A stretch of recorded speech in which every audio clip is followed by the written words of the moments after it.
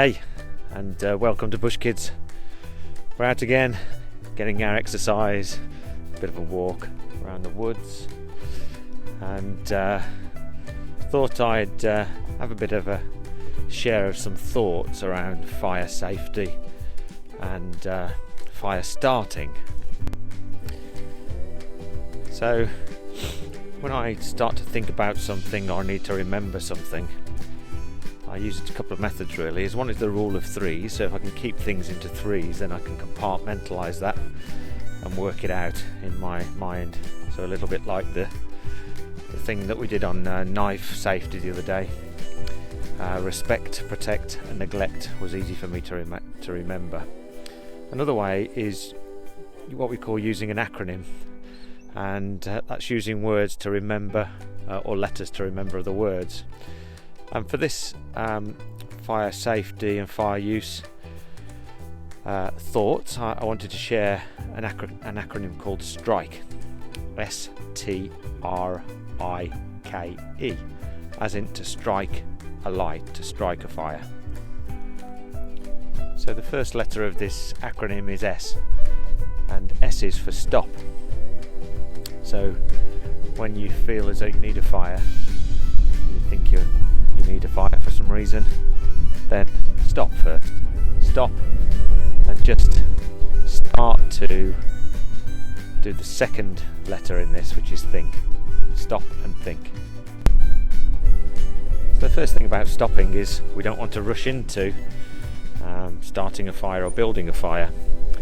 And if we think about it, then we do really need to think about what we want the fire for. Is it to give us light at night? Is it to give us heat, to keep us warm? Is it to give us heat to cook over the fire? Or it could be to do with some kind of bushcraft activity like hardening the end of sticks for use, or making charcoal for instance, or making some ash. So the first thing around stopping is just not to rush into things. And the second letter, T, is to think. Think about what you want it for and how important it is for you. Another about thinking is thinking about where you're going to place this fire and where is it safe to do so. Have you got permission to have the fire? Are you on private land? Are you on public land? Are you on your own land? And if we have got permission, then where are we going to put the fire? Where is the fire going to go? How are you going to place it, and where is it safe to do so? So another thing to think about is, depending on how long you want the fire, how long you want it going for, or what you're doing with it, you might want to think about what kind of wood you need for that. Whether it's a hardwood, like an oak, that will burn for longer. It might take longer to get started, but it will burn for longer once the fire's going, give you good embers. Or whether it's something like birch, that you can use the bark and the birch to get the fire going and get heat quickly.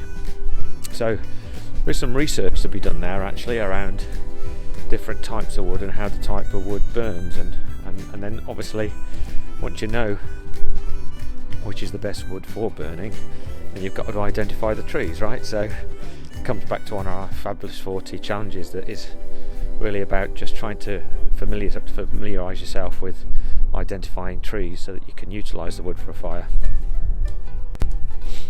Okay, so we've had our S and T, our stop, don't rush into things, and our think about what you want it for, how you're going to do it, how long you need the fire going for. And we move on to the R, S-T-R, and the R is for resources.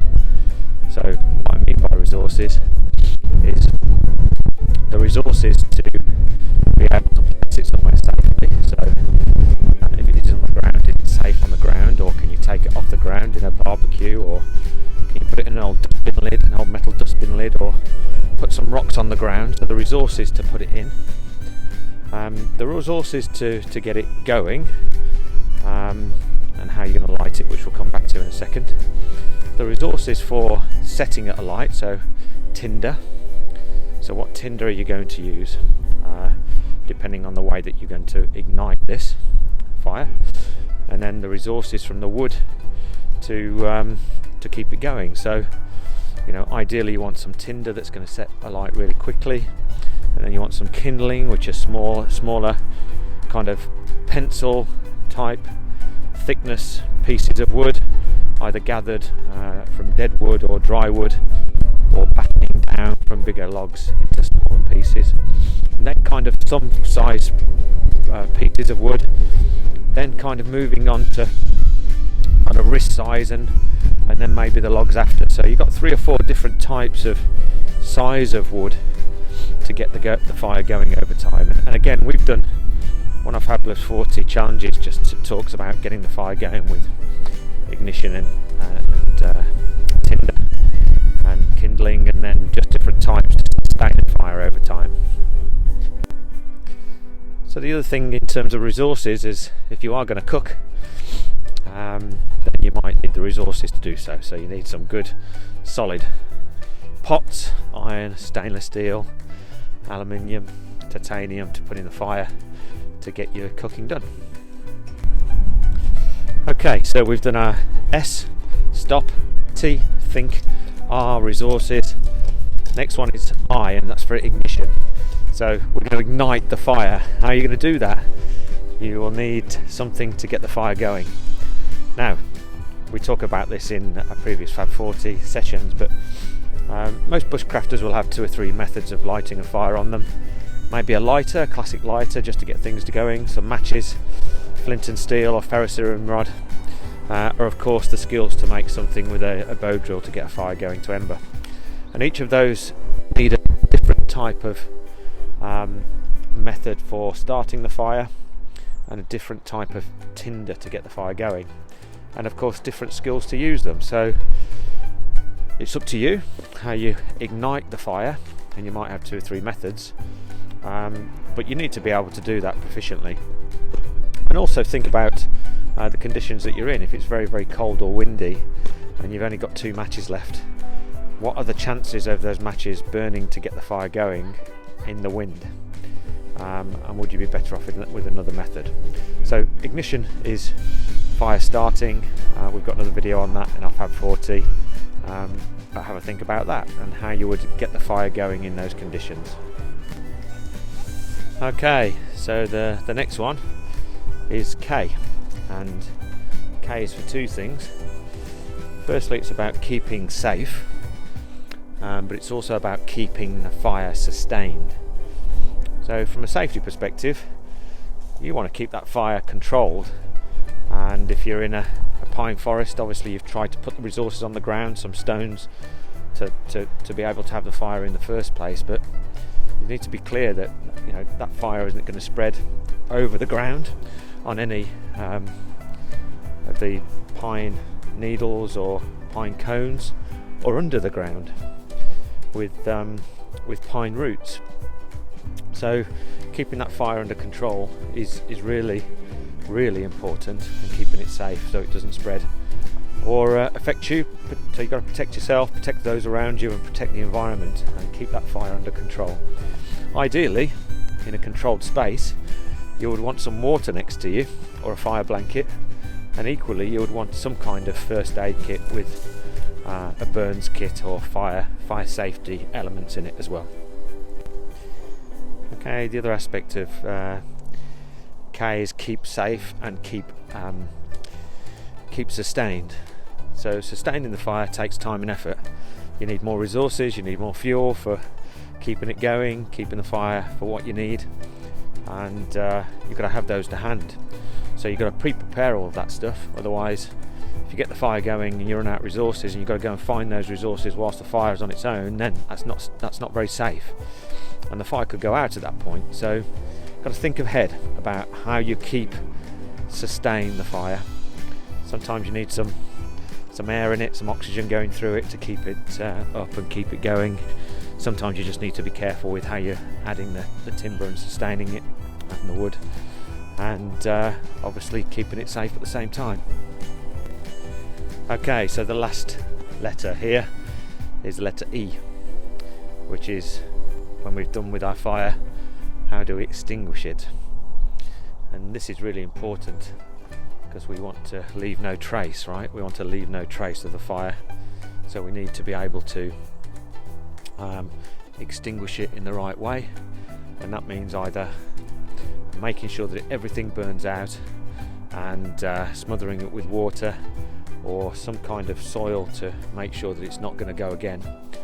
Now, depending on how long you've had the fire and where it is, we talked earlier about underground challenges, and to make sure, doubly make sure the fire is out, then I would suggest that you also move into the ground with a very sharp stick, making holes in the ground, and then fill that with water. And if you put the stick in to the ground, you'll feel whether it's hot or not under the ground and whether there's a risk. So get a sharp stick, poke it in the ground as far as you can, a couple of foot or a half a metre or so, and get some water in that as too, and just feel the stick when it comes out, just to see if it's hot underground. Just make sure every aspect of that fire is out. There's no risk of it starting again through any embers. And lastly, leave no trace. Make sure the fire area is back to its original state. Okay, so there you go. Some thoughts on fire use, fire safety, fire starting. An acronym to help you. Strike. S, stop. T, think. R, resources. I, ignition or ignite the fire. K, to keep safe and keep sustained. And finally, E, to extinguish the fire safely and leave no trace. Hope that helps. Not really a challenge for bush kids, but again, if the children listen in, get them to reiterate what they've heard and tell you the important parts. See if you can show us with some pictures around how they're putting this into practice, or maybe do a poster or a drawing for us and post it, and we'll put it towards the challenges that they do. All the best and stay safe.